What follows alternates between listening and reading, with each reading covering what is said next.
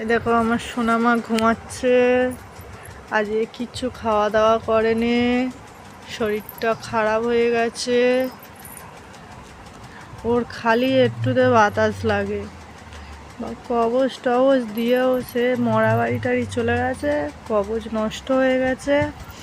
এই কিছুদিন আগে হলো, আবার এই আজকে সকাল থেকে শরীরটা খুব খারাপ, হাই তুলছে আর হালকা হালকা জ্বর মতো, কিন্তু জ্বর নয়।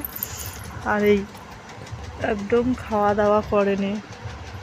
দুপুরবেলা একটু ভাত না, দুধ না, কিচ্ছু নাই। দেখেছো তো ঘন ঘন হাই তুলছে। ও বাতাস লাগলে ঘন ঘন হাই তোলে। সন্ধেবেলা যাবো ওই ফুঁক দিতে, তবে ছেলে ঠিক হবে।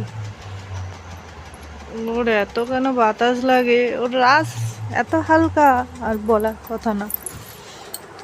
আর যে বাড়িতে মরে গেছে সেই বাড়ি যাওয়া আসা করছে, রাস্তাঘাটে যাচ্ছে সন্ধ্যের পর। না হলে কালকেরে গিয়েছে, বিজেপি জিতেছে, জয় শ্রীরাম করতে গেছে, সবাই জয় শ্রীরাম করছিল, আর ওর শরীরটা খারাপ হয়ে গেল ওই সন্ধ্যের পরে বেরিয়ে। নাহলে ঠিক ছিল, চোখ মুখ ঢুকে গেছে ছেলে। এই দেখো কত ছটপটেছে। আসো আমার মা, আসো আসো, 6টা বাজতে যা বাবা, আসো আসো আমার বাবাটা, আসো আসো আমার কোলে, আসো আসো, উঠে আসো আসো। দেখো এবার আমার মা আসবে আমার কাছে।